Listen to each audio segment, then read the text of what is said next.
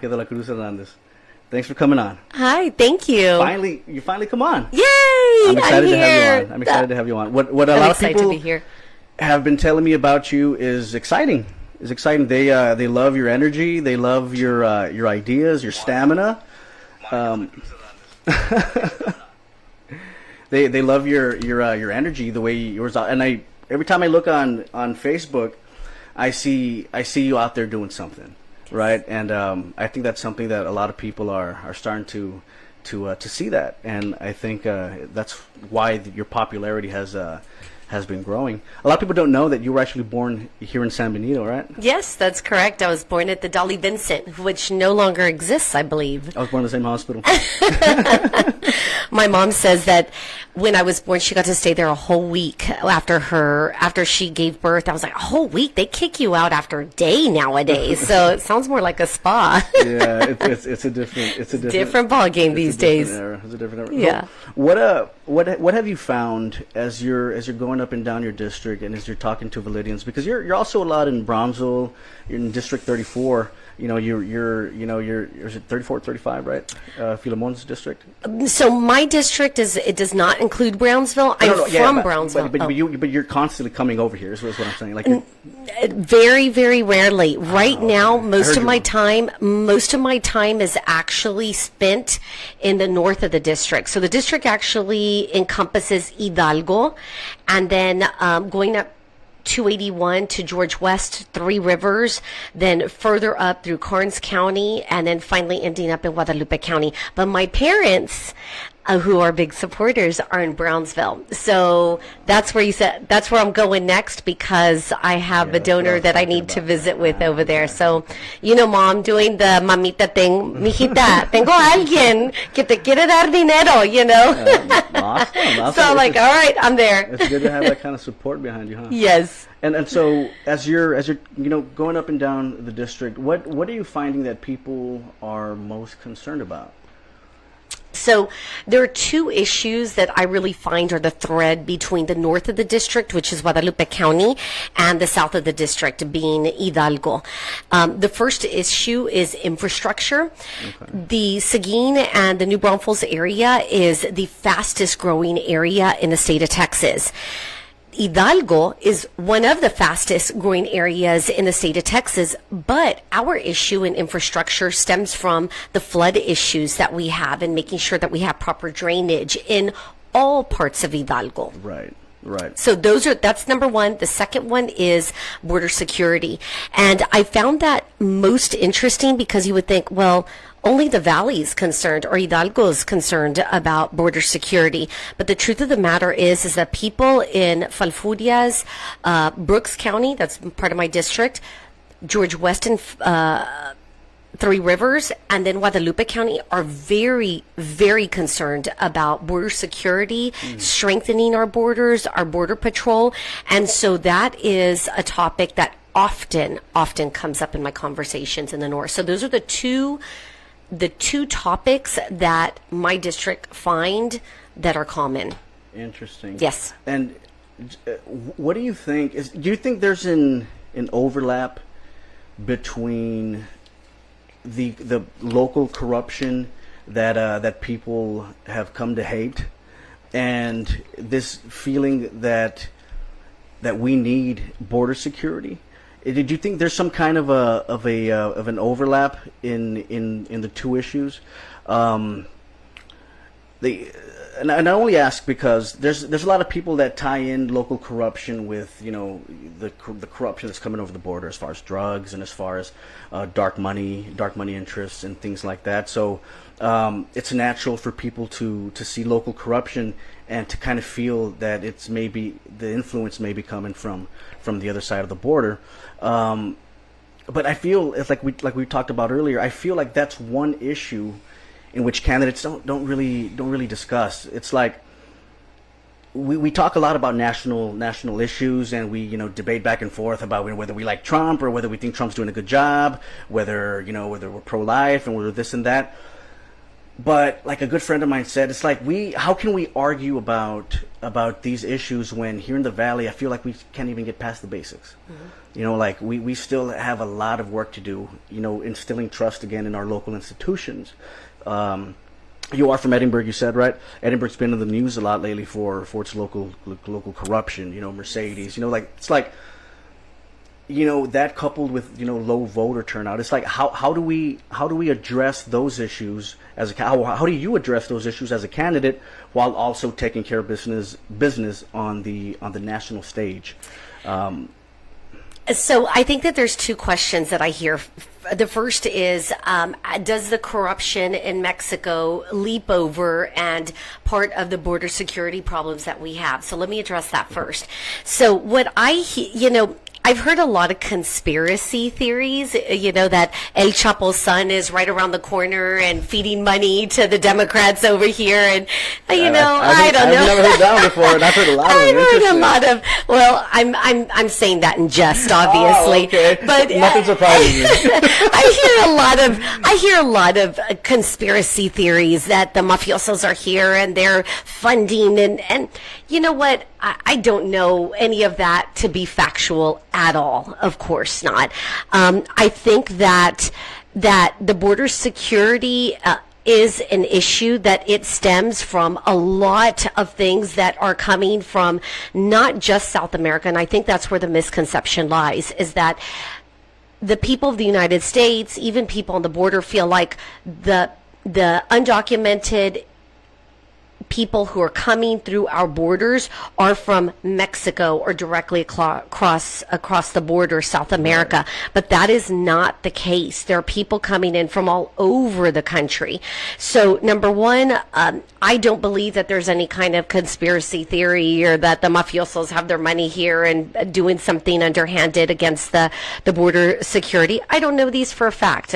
Maybe when I get into office, I find some intel or something confidential that shows me something that would support that decision.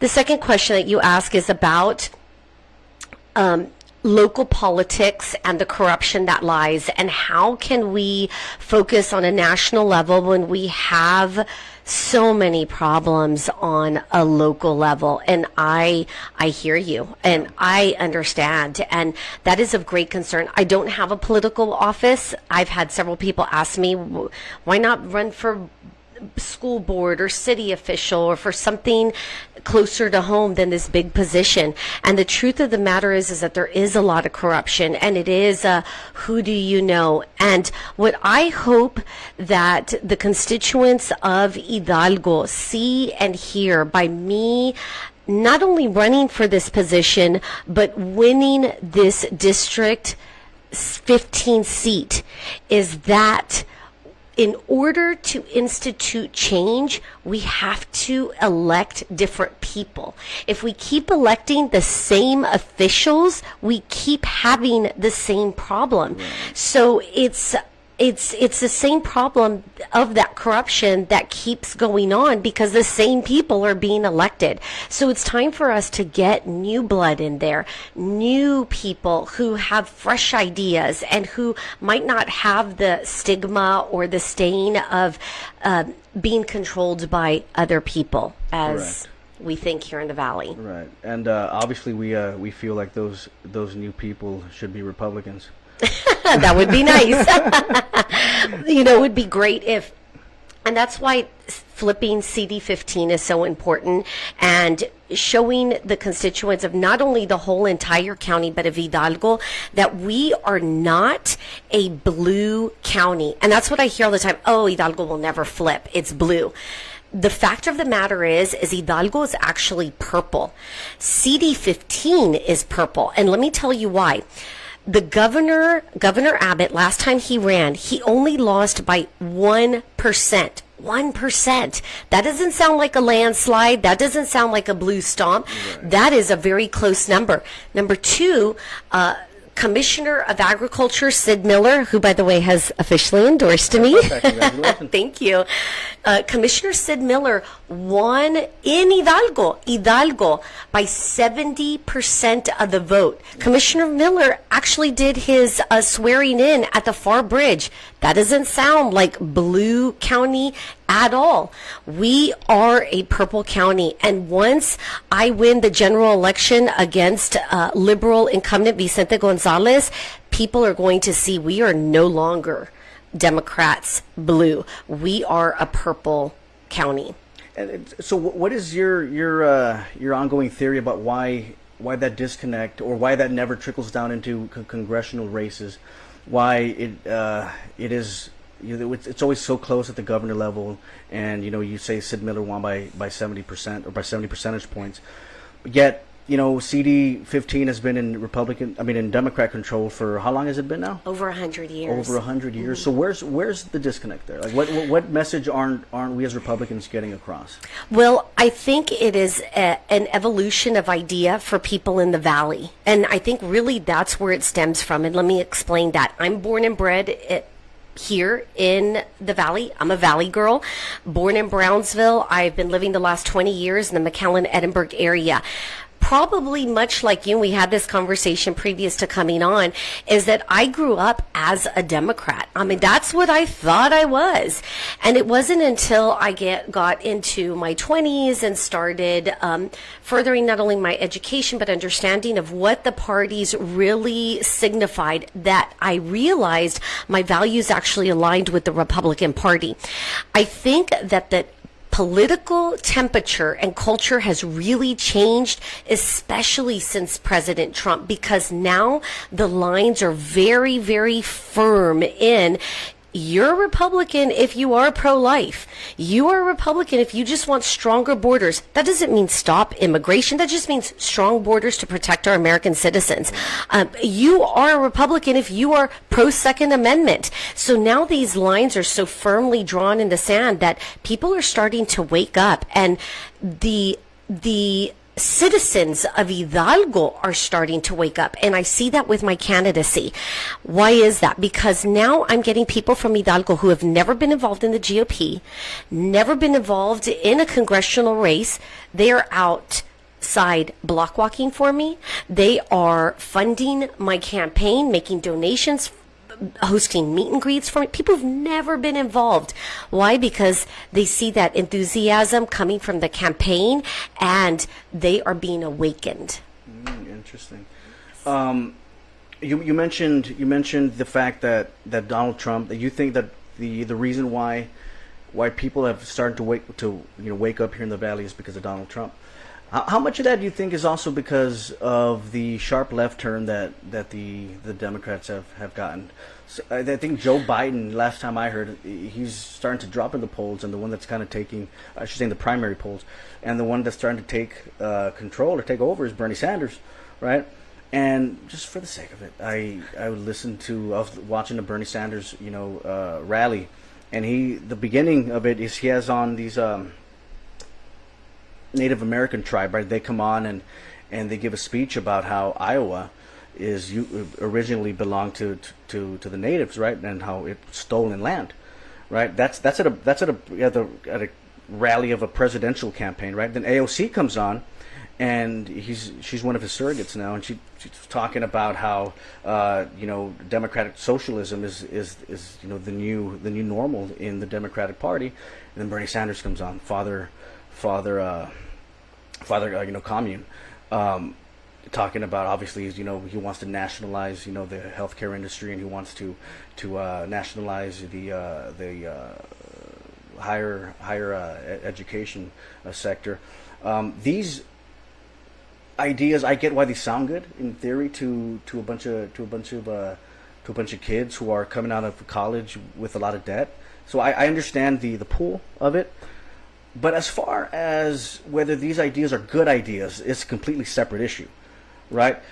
So I think that the Democrat Party is helping Republicans Absolutely. a hell of a whole lot. Heck yeah. And I think campaigns like yours, that the door to door, the talking to people and asking them, are you sure you're a Democrat?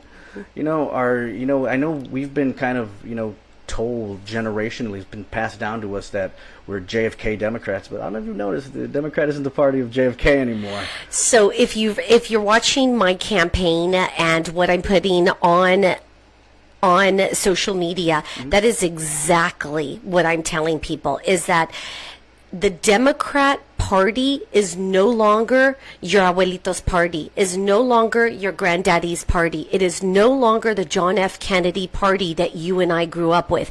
When we vote Democrat, we're voting our country towards socialism. And that is very dangerous, but it goes against what us Hispanos in the Valley really believe, which is we don't want a free handout.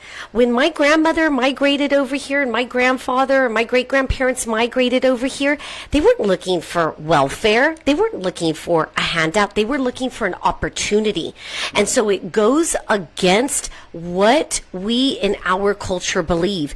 And as I'm going out door knocking, and I just spent some time in Brooks County, I was there with some ranchers who were more mature, probably in their 70s, 80s, and they said, republicana, y no puede ser, y no sé qué.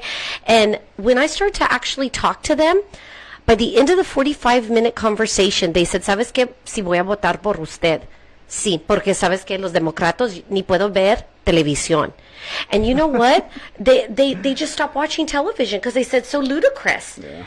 And here's why I'm the right candidate for this district, because the way that we're going to flip CD15 in the general election is by going into the colonias, hablándoles en español y explicándoles en español que los valores que tienen ellos no son de los demócratas, explaining to them in their language and being able to speak in their culture and say, your values are not Democrat, they're actually Republican. And I think through education, just one-on-one basis, but yes, the Democrats are doing a great job in pushing mature Democrats over to the Republican side, absolutely, to answer your question. Yeah. Yeah, keep doing what they're doing. Thank you. Yeah, I guess the Democrats are Trump's best friend. Yeah, they really are. I talked to another candidate that's running in District 34, a Republican, and I had on your primary opponent recently, and there was one common theme that they would talk about their what they find coming up and down the district is that they find that people resonate a lot with Republican ideas, but then when they ask, so what's the big deal? Why aren't you voting Republican? Donald Trump. There's still that disconnect. There's still that barrier between Hispanics here in the Valley and their disdain for Donald Trump. How, as a Republican, and you're coming in here, you have the Keep America Great hat. Yes. How do you cross that? How do you cross that barrier with people who are concerned about Donald Trump's rhetoric? People who turn on CNN and all they hear is about. I mean, I have my issues with Donald Trump, but I wouldn't call the guy a racist. I don't know the guy. Mm-hmm. To call him a racist. Some of the things he says are a little pointed, but that's for a different time. But how do you? I'm pretty sure you've come across that conversation. So just tell me, how do you respond to people like that?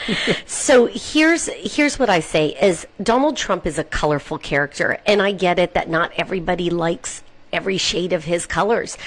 But what we focus on with Donald Trump, and what I love about Donald Trump, and what I am finding Hispanics here in the Valley feel comfortable telling me, because I'm from here, is that they love about Donald Trump is that Donald Trump puts Americans first. Donald Trump is about America first policy, helping our ranchers, helping our farmers, helping our citizens, our businesses, our small businesses. And so I think that they are able to get past some of the colors that they don't like about him because they love so much what he's done for America. And let me tell you, I think that a lot of this racism are sound bites from the news media that portrays the portion of what they think is going to inflame minorities, because the fact of the matter is Donald Trump has put more women in the office, in the Oval Office, and in his presidential cabinet than any other president. He has right now the lowest unemployment for Hispanics, lowest unemployment for African Americans, lowest unemployment for Asian Americans. Does that sound racist to you? I mean, there are so many statistics that show how he has supported minority communities more and better than other presidents in the past. Right. So I think that, and it's really a great conversation that I have with people, because I actually hear the opposite. And unfortunately, it's the quiet minority that says, I love what Donald Trump is doing. I love what he's doing. I hope he stays in office. I just can't tell anybody, because they're afraid of what Democrats are going to blast them on social media or blast them in person. Yeah. And I think that it's that fear that we're not hearing the opposite side, which is people really love Donald Trump and love what he's doing for America. But that's the thing that's a little schizo about the times that we're in, is that, you used to be able to just support a candidate, right, or believe in a candidate, and have an opinion about something, right? And social media is both good and bad, but social media has it's made it okay for people just to be pieces of shit. It's made it okay for people just to bring out the worst in their nature, the tribal aspects of themselves, right? And to reside in their bubbles, right? And to get the reaffirmation from their own cliques, right? From people who believe the kind of things that they do. I understand what you're talking about, because I too have seen the videos of people with Make America Great Again caps, and the way they've have gotten assaulted at restaurants, or I remember when Sarah Huckabee Sanders was thrown out of a restaurant. Ted Cruz was thrown out of a restaurant. People like Ben Shapiro have been thrown out of a restaurant just for what they believe. Yeah. Ben Shapiro has had a few run-ins in college campuses, right? And he gets thrown out. Like, you say what you want, but that's not America. No. That's not what this country should be. And it's not Republicans who are trying to impose that kind of thought policing on people. That's one of the reasons why, first and foremost, I'm a Republican, right? Because I do freedom of speech. Without freedom of speech, we don't have a country. And any type of encroachment on that freedom of speech, time and time again, comes from the left.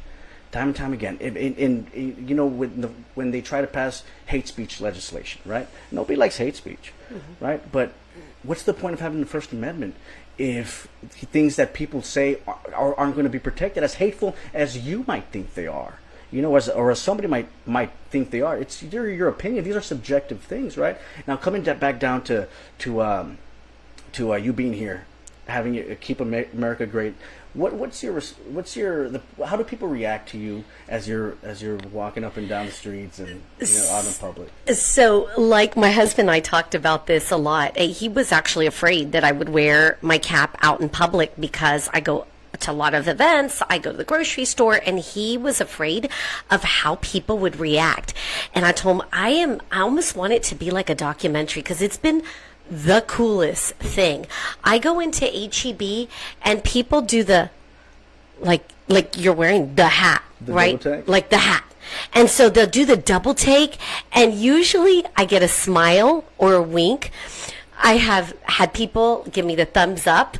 I have had people, this is a great story. I was in HEB and I was looking for basil. So I was looking for basil, and this grocery man, I see him in the corner, right? And he keeps getting closer, like inching towards me as I'm looking for this pack. And he stands right, like I'm like, is this guy gonna punch me? What's going on? And he leans over, he goes, hey, man, you have a lot of guts, lady. He said, I voted for Trump, and not even I would do that. And he whips out his wallet, and he goes, I have a Trump Pence card 2020. I'm a member. And he was so proud and so happy. And I said, that's awesome. I said, you should get a hat. He goes, oh, no, I would never wear that hat. Really? Like, and so it's really funny, and it goes back to that fear of what people are afraid that Democrats, liberals are going to come and scream and yell at them. I have not had that experience in the Valley, and I have been wearing my hat quite a bit. My husband has been wearing the hat quite a bit. Nothing, not at all. In fact, we've gotten all the opposite. Great job. Keep up the good work. We love it. Thank you. In fact, I've had a lot of people say thank you for wearing the hat. Isn't that incredible? Thank you for wearing a hat. It's so interesting because I think that people respect another person that is brave enough to wear this hat. It's what everybody's thinking. America's great right now. The stock market is soaring. We are in great economic times, but they're just afraid to say that they're a Trump supporter. And you talk about being badgered. I have been verbally attacked in a restaurant. I have had the city called on me for having my signs up on my piece of property in Alamo, Texas. I mean, I am getting people who I believe are not people, Democrats who are feeling threatened by what my campaign is motivating. And what my campaign is motivating is people in the community to be awakened and to understand that the Democrat Party is no longer their abuelito's party, their granddaddy's party, and be awakened to say, wow, there's someone who looks like us, talks like us, is a Valley girl like us, and who understands what our needs are. And because the only reason I think people attack verbally, like in my case in a restaurant, or start calling the city on my signs being put up, is because they feel threatened. They're afraid. And why are they afraid? That's because there's a movement happening. Yeah. Well, you must be touching a nerve. Yes. With these people. Yes. So since we're on that topic, I know your time is limited.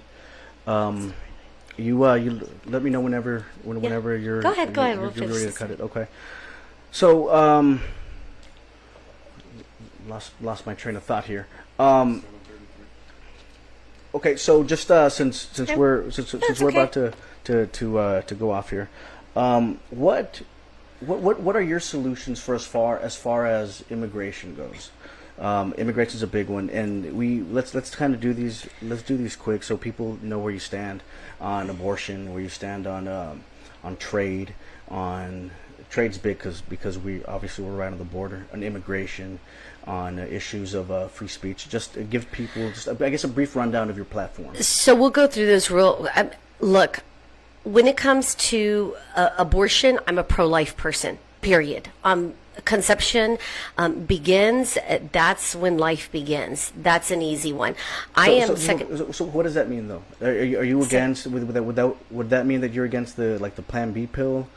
I mean, where's the limit? Well, I think that there's a lot. Look, Plan B bill, Plan B pill. Sorry, I'm getting tongue twisted there. Plan B pill is for people who think they're pregnant, right? Or that's that. If you are going to have intercourse and are afraid of getting pregnant, then I think there's an education in that in contraceptive use, right? Or abstinence. That's where we need to focus our attention on, is not, I may be pregnant and thus I'm going to take the Plan B pill. I mean, if you think you're pregnant, then I'm going to assume that life has already begun inside of you, right? Because if you think you're pregnant, that's exactly what it means. I have a life in front of me. This is no longer convenient or not the right time for me, and thus Plan B pill comes into place. So I think that we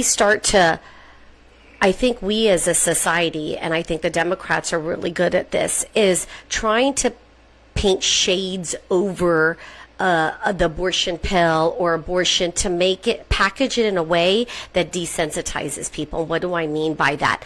Plan B. Okay, that's gray, right? Maybe she's pregnant. Maybe she's not. Let's just do plan B just in case. If you think you're pregnant, you may be pregnant. That's a life that could be inside of you, right? So it goes back to, when does life begin? It begins at conception, right? I think that the Democrat Party, especially with these late-term abortions, as I'm reading facts about this, is that, well, if a woman has a mental, emotional health issue, if that's a mental health issue, then she should be allowed to choose. Well, what is that mental health issue? Right. That again is painting a gray picture and putting it in a box so that people can be desensitized to what is actually happening, which is aborting a baby, ending a real true life.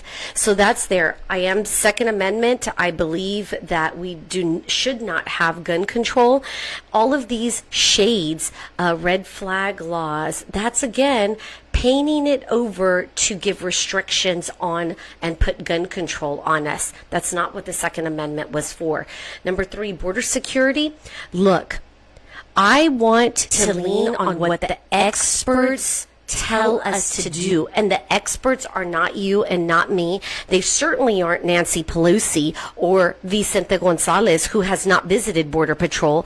The experts are the Border Patrol agents who are out there experiencing and putting their lives in danger for us.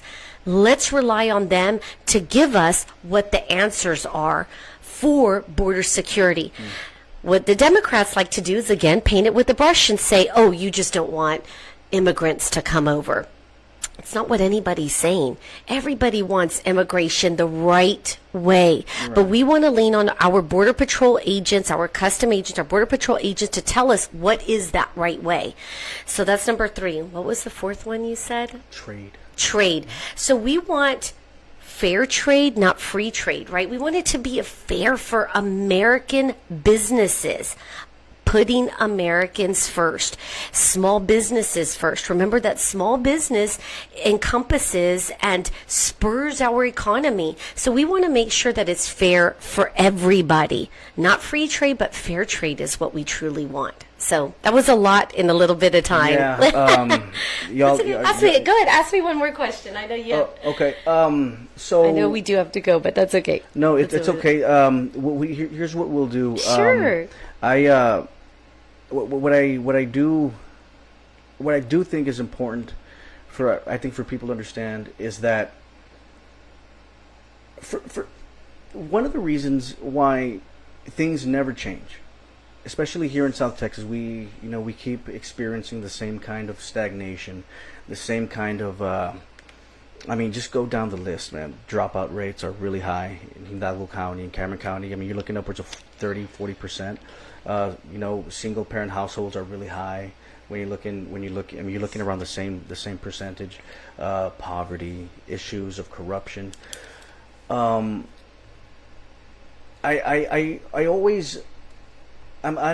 amazed at when I listen to somebody like my friend Ray Gonzalez, who's running in District 34, when he tells me that Filemon Vela won't even come down to debate him. In other words, he feels no threat coming from any type of opposition, so that he doesn't even feel the obligation to come and address the people, right? So he's basically in his comfort zone. He's safe, right? There's no check on his power coming from this district. Same goes for CD15, right? These people are what are the chances that if you take the nomination, you're going to get a debate from Vicente Gonzalez? I think the chances are very high because, so? Oh yes, absolutely. Because as I said, if they didn't already feel threatened, the Democrats didn't already feel threatened, they wouldn't be following me on my Facebook. I have all kinds of people from the Democrat Party, the Hidalgo Democrat Party, already following me on my Facebook. I already get hate messages. I already have people, like I said, the city was called on my business. I've already been verbally attacked in a restaurant because I'm a Republican. And that only happens, and I tell my team, because I have a large team that is moving our campaign forward, and they get, oh my gosh, I can't believe this happened. I said, no, you take that as excitement. You take that as fuel, because what that means is that they're feeling threatened. They are feeling like this girl is got some movement here. This girl is going to make change. This girl is going to make history in 2020.